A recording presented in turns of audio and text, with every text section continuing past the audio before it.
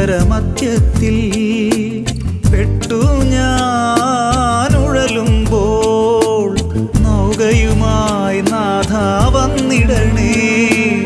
ഒരു കര നീ എത്തിച്ചിടണമേ. യേശുവേ യേശുവേ യേശുവേ യേശുവേ. പരിശുദ്ധ പരമ ദിവ്യകാരുണ്യത്തിന് എന്നേരവും ആരാധനയും സ്തുതിയും പുകഴ്ചയും ഉണ്ടായിരിക്കട്ടെ. കർത്താവിൻ്റെ സന്നിധിയിൽ നമുക്ക് എഴുന്നേറ്റ് നിൽക്കാം. ലോകത്തിൻ്റെ നാനാഭാഗങ്ങളിൽ നിന്നുള്ളവർ ഈ പ്രാർത്ഥനയിൽ പങ്കുചേരുകയാണ്. നമ്മളായിരിക്കുന്ന സ്ഥലമല്ല, നമ്മളിപ്പോൾ വളരെ പ്രധാനപ്പെട്ട ഒരു കൂട്ടായ്മയിൽ പങ്കുചേരുന്നു എന്നതാണ് പ്രധാനപ്പെട്ടത്. നമുക്ക് പരസ്പരം പ്രാർത്ഥിക്കാം. ഒരാളുടെ ആവശ്യമായിരിക്കണമെന്നില്ല മറ്റൊരാളുടെ ആവശ്യം. നമുക്കെല്ലാവർക്കും നമ്മുടെ കുടുംബത്തിൻ്റേതായിട്ടുള്ള ആവശ്യങ്ങളുണ്ട്. അതെല്ലാം സമർപ്പിച്ച് പ്രാർത്ഥിക്കുവാൻ, ദൈവത്തിൻ്റെ കരുണയെക്കുറിച്ച് ധ്യാനിക്കുവാൻ ദൈവം തന്നെയാണ് നമ്മളെ ഒരുമിച്ച് കൂട്ടിയിരിക്കുന്നത്.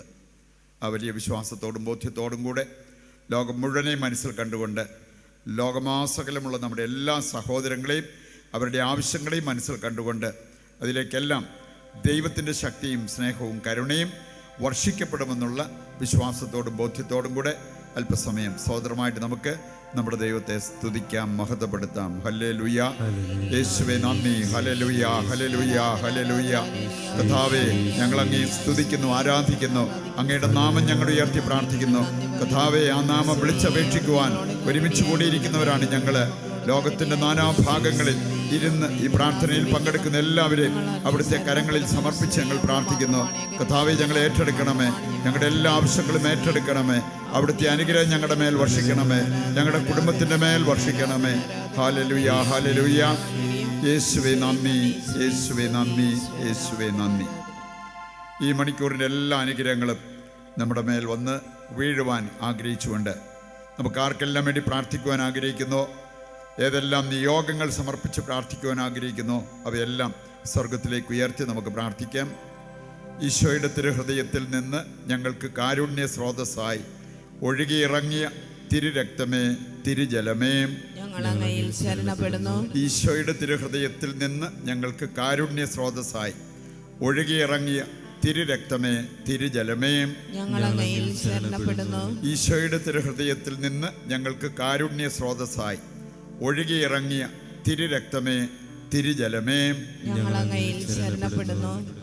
നമുക്ക് സ്വസ്ഥാനങ്ങളിരിക്കാം. അല്പസമയം വചന വെളിച്ചത്തിൽ ദൈവ കരുണയെക്കുറിച്ച് നമ്മൾ ധ്യാനിക്കുകയും ആ കരുണയ്ക്കായിട്ട് പ്രാർത്ഥിക്കുന്നതിന് നമ്മുടെ ജീവിതത്തെ നമ്മൾ ഒരുക്കുകയും ചെയ്യുന്നു.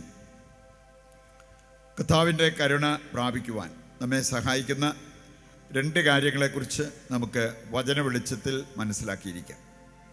ഒന്നാമത്തെ കാര്യം നമ്മൾ കാണുന്നുണ്ട് ഹെബ്രായ ലേഖനം വായിക്കുമ്പോൾ അവിടെ 10-ാം അധ്യായത്തിൽ അതുപോലെ 5-ാം അധ്യായത്തിലും ദൈവം എടുത്തു കാണിക്കുന്ന ഒരു കാര്യമുണ്ട്. ദൈവ കരുണയുടെ കൃപയുടെ സിംഹാസനത്തെ സമീപിക്കാൻ. നമുക്കറിയാം, കരുണയുടെ സിംഹാസനം എന്ന് പറയുന്നത് വിശുദ്ധ കുർബാനയാണ്. വിശുദ്ധ കുർബാനയെക്കുറിച്ച് പഠിപ്പിക്കുമ്പോൾ സഭ തന്നെ പഠിപ്പിക്കുന്ന ഒരു കാര്യമുണ്ട്. മറ്റ് കൂദാശകൾ നമുക്ക് കൃപ നൽകുമ്പോൾ വിശുദ്ധ കുർബാന നമുക്ക് കൃപയുടെ ദാതാവിനെ തന്നെ നൽകുന്നു. അപ്പം അതുകൊണ്ടാണ് വിശുദ്ധ കുർബാന കൃപയുടെ സിംഹാസനം എന്ന് പറയപ്പെടുന്നത്. ഈ സിംഹാസനത്തെ നമ്മൾ സമീപിക്കുന്നത് ദൈവത്തിൻ്റെ കരുണ ലഭിക്കാനും ദൈവത്തിൻ്റെ കൃപ ലഭിക്കാനും നമ്മെ സഹായിക്കുന്ന കാര്യമാണ് എന്ന് നാം തിരിച്ചറിയണം. നമുക്കിനി കൃപയുടെ സിംഹാസനത്തെ സമീപിക്കാൻ നമുക്കുണ്ടായിരിക്കേണ്ട ചില ഗുണങ്ങൾ ദൈവവചനം പ്രത്യേകം നമ്മളെ പഠിപ്പിക്കുന്നു. അതാണ് ഹെബ്രായ ലേഖനം 10-ാം അധ്യായത്തിൻ്റെ 22-ാമത്തെ വചനത്തിൽ നമ്മൾ കാണുക. ഈ കൃപയുടെ സിംഹാസനത്തെ, ഈ അൾത്താരെ നമ്മൾ സമീപിക്കാൻ നമുക്ക് യോഗ്യത നൽകുന്ന 3 കാര്യങ്ങൾ അവിടെ പറഞ്ഞിട്ടുണ്ട്. ഒന്നാമത്തെ കാര്യമാണ് സത്യഹൃദയത്തോടെ ഈ അൾത്താരയെ സമീപിക്കണം.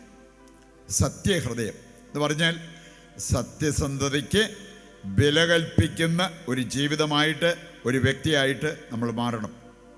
വിശുദ്ധ തോമസ് അക്വിനാസ് അദ്ദേഹം പഠിപ്പിച്ച ഒരു കാര്യമുണ്ട്. സത്യസന്ധമല്ലാത്ത ഹൃദയം കൊണ്ട് നീ ഏത് കൂദാശയെ സമീപിച്ചാലും ആ കൂദാശ നിന്നിൽ ഫലമണിയണമെന്നില്ല. കൂദാശ നമ്മളിൽ ഫലമണിയണമെങ്കിൽ സത്യസന്ധത വളരെ ആവശ്യമാണ് എന്നുള്ളത് ഈ വിശുദ്ധനും പ്രത്യേകം നമ്മെ പഠിപ്പിക്കുന്ന ഒരു കാര്യമാണ്. രണ്ടാമത്തെ കാര്യം ശുദ്ധ മനസാക്ഷി എന്നാണ് വചനം നമ്മെ ഓർമ്മിപ്പിക്കുക. ഹെബ്രായർ 10:22 മനസാക്ഷി ശുദ്ധമായിരിക്കണം. നമുക്കറിയാം നമ്മളെ അശുദ്ധമാക്കുന്ന പല കാര്യങ്ങളുണ്ട്. അങ്ങനെ അശുദ്ധിയിലേക്ക് നമ്മൾ പോയെങ്കിൽ നമ്മളെ തന്നെ വിശുദ്ധീകരിക്കണം. ഹെബ്രായർ 12:15 വായിച്ചാൽ പറയുന്നുണ്ട്, വിദ്വേഷം മൂലം നിങ്ങൾക്ക് അശുദ്ധരായി മാറാം. അപ്പം അങ്ങനെ നമ്മൾ അശുദ്ധരായെങ്കിൽ ദൈവം നമ്മളെ വിശുദ്ധീകരിക്കണം. അതിന് നമ്മൾ ആഗ്രഹിക്കണം. നമ്മൾ തിരുത്തേണ്ടത് തിരുത്തണം. ദൈവത്തിൻ്റെ പക്കലേക്ക് നമുക്ക് തിരിയുവാൻ സാധിക്കണം. അപ്പോഴാണ് ഈ വിശുദ്ധീകരണം നമ്മുടെ ജീവിതത്തിൽ നടക്കുക. വിശുദ്ധീകരണം നടന്നു കഴിയുമ്പോൾ കൃപയുടെ സിംഹാസനത്തെ സമീപിക്കാനുള്ള യോഗ്യത നമുക്ക് കൈവരുന്നു. അങ്ങനെ സമീപിക്കുമ്പോൾ ദൈവത്തിൻ്റെ കരുണ നമ്മുടെ മേൽ വർഷിക്കപ്പെടും. നമ്മൾ ആർക്കെല്ലാം വേണ്ടി പ്രാർത്ഥിക്കുന്നോ അവരുടെ മേലും ദൈവകരുണ വർഷിക്കപ്പെടും എന്നുള്ളത് നാം തിരിച്ചറിയണം. മൂന്നാമതായിട്ട് ഹെബ്രായ ലേഖനം 10:22 നമ്മളെ ഓർമ്മിപ്പിക്കുന്ന ഒരു കാര്യം ഇതാണ് മലിനമാകാത്ത ശരീരം. സത്യഹൃദയം നമുക്ക് വേണം. ശുദ്ധമായ മനസ്സ് നമുക്ക് ഉണ്ടാകണം. അതുപോലെ തന്നെ മലിനമാകാത്ത എന്ന് പറഞ്ഞാൽ കളങ്കമേൽക്കാത്ത ഒരു ശരീരം. യാക്കോസ്ലീഹ 1-ാം വചനത്തിൽ ദൈവം നമുക്കൊരു നിർദ്ദേശം തരുന്നുണ്ട്. ലോകത്തിൻ്റെ കളങ്കമേൽക്കാതെ നീ നിന്നെ തന്നെ കാത്തു സൂക്ഷിക്കണം.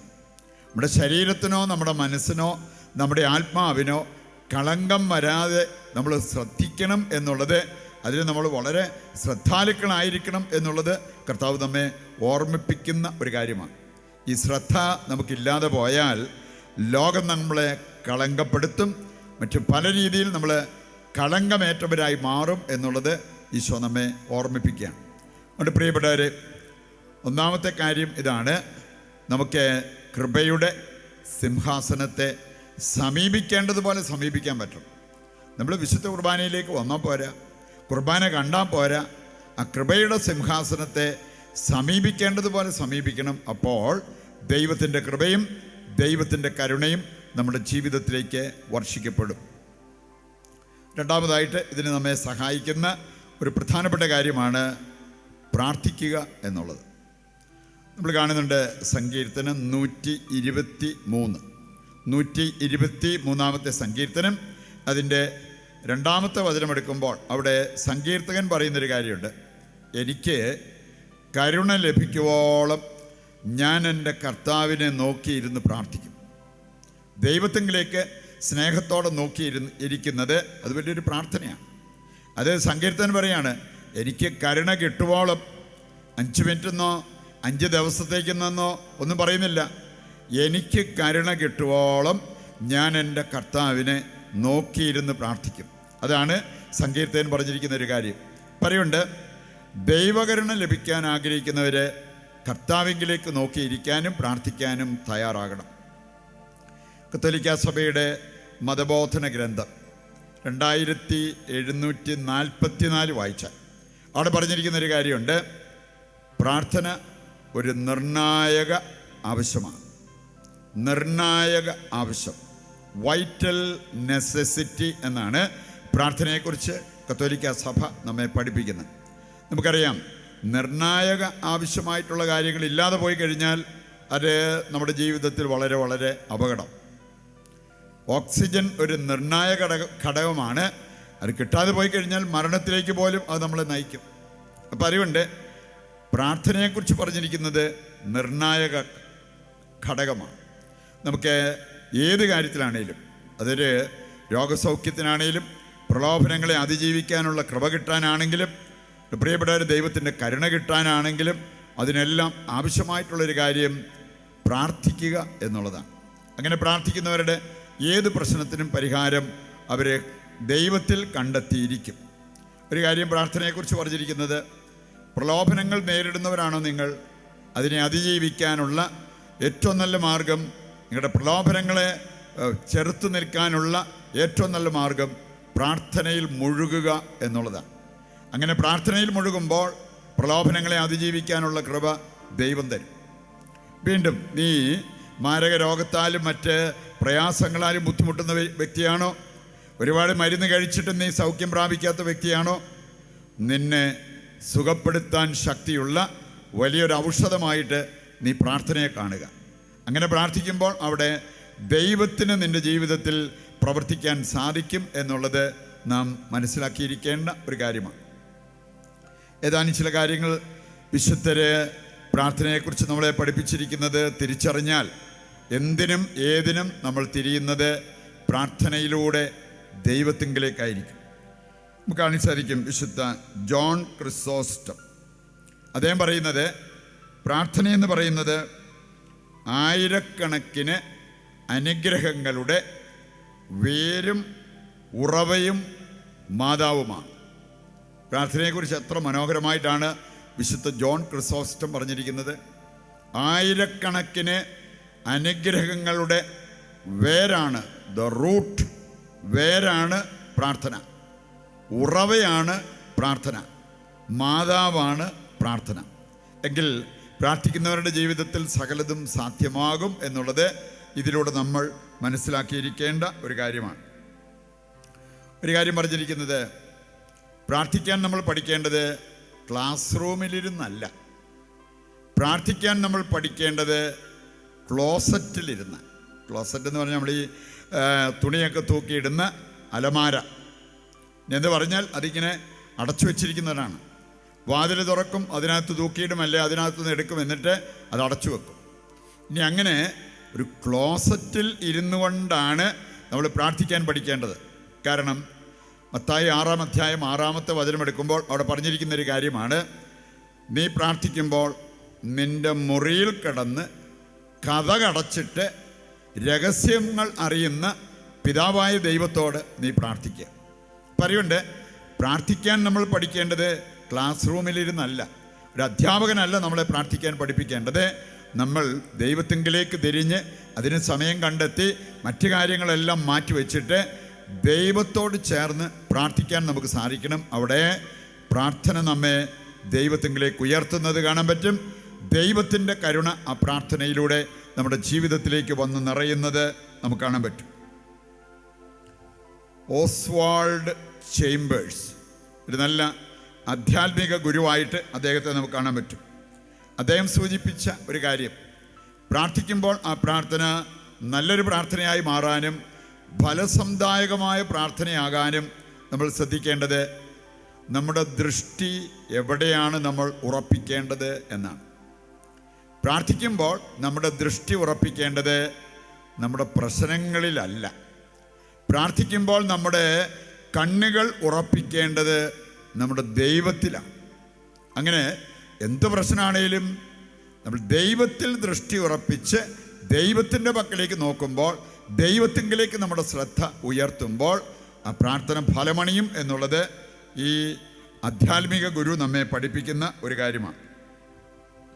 മാർട്ടിൻ ലൂതർ, അദ്ദേഹം ഒരു നല്ല പ്രാർത്ഥനാ ജീവിതമൊക്കെ ഉള്ള വ്യക്തിയാണ്. അങ്ങനെ ഉണ്ടായിരുന്ന ഒരു വ്യക്തിയാണ് മാർട്ടിൻ ലൂതർ. അദ്ദേഹം പഠിപ്പിച്ച ഒരു കാര്യം മനസ്സിലാക്കിയിരിക്കുന്ന നല്ലതാണ്. അദ്ദേഹം പറഞ്ഞത്, എനിക്ക് ഒരു ദിവസം ഒരുപാട് കാര്യങ്ങൾ ചെയ്യാനുണ്ടാകും, അതെനിക്കറിയാം. I will be BC during the day. ഞാൻ അതുകൊണ്ട് ചെയ്യാറുള്ളൊരു കാര്യം, അതിൻ്റെ ആദ്യത്തെ 3 മണിക്കൂർ പ്രാർത്ഥനയിൽ അങ്ങ് മുഴുകും. ഇത് കഴിഞ്ഞാൽ പിന്നെ അതിന് സമയം കിട്ടിയെന്ന് വരില്ല, കാരണം എനിക്ക് ഒരുപാട് കാര്യങ്ങൾ ചെയ്യാനുണ്ട്. അങ്ങനെ അതിരാവിലെ ഉണർന്ന് പ്രാർത്ഥനയിൽ മുഴുകുന്ന വ്യക്തികളെ കാണാൻ സാധിക്കും. ഇനി അവർക്ക് ദിവസം മുഴുവൻ ഒരുപാട് കാര്യങ്ങൾ ചെയ്യാനുണ്ടെങ്കിലും അതെല്ലാം ചെയ്യാനുള്ള ഒരു ശക്തിയും ഒരു കൃപയും അതിലൂടെ ലഭിക്കും എന്നാണ് നാം മനസ്സിലാക്കേണ്ടത്. നമ്മുടെ എല്ലാ ആവശ്യങ്ങളെയും ഈ അൾത്താരയിൽ സമർപ്പിക്കാം. നമ്മുടെ പ്രാർത്ഥനാ നിയോഗങ്ങളോടൊപ്പം നമ്മുടെ പ്രാർത്ഥനകൾ ആവശ്യപ്പെട്ടിട്ടുള്ള എല്ലാവരെയും അവരുടെ നിയോഗങ്ങളെയും ഈ അൾത്താരയിൽ സമർപ്പിക്കാം. നമ്മുടെ ഈ ആവശ്യങ്ങളെല്ലാം സ്വർഗത്തിലേക്ക് ഉയർത്തി താഴ്ന്ന സ്വരത്തിൽ കർത്താവിനെ സ്തുതിച്ചുകൊണ്ട് ദിവ്യകാരുണ്യത്തിൻ്റെ ആശീർവാദം നമുക്ക് സ്വീകരിക്കാം. യേശുവേ നന്ദി. Hallelujah, hallelujah. കർത്താവേ ഏറ്റെടുക്കണമേ. ഞങ്ങളുടെ ഈ പ്രാർത്ഥനകളെല്ലാം അവിടുന്ന് ഏറ്റെടുക്കണമേ.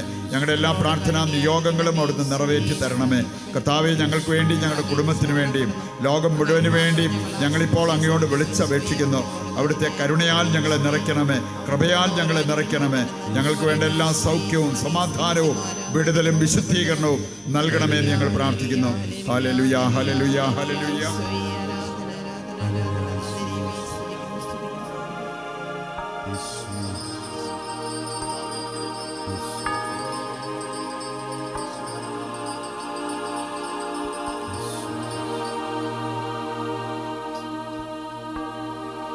പരിശുദ്ധ പരമമാ ദിവ്യകാരുണ്യമേ, എന്നുമെന്നും അങ്ങേക്ക് ആരാധന. പരിശുദ്ധ പരമമാ ദിവ്യകാരുണ്യമേ, എന്നുമെന്നും അങ്ങേക്ക് ആരാധന. പരിശുദ്ധ പരമമാ ദിവ്യകാരുണ്യമേ,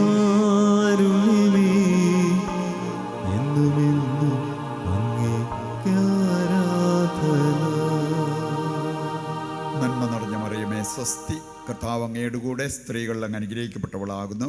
അങ്ങയുടെ ഉദരത്തിൻ ഫലമായി ഈശോ അനുഗ്രഹിക്കപ്പെട്ടവനാകുന്നു.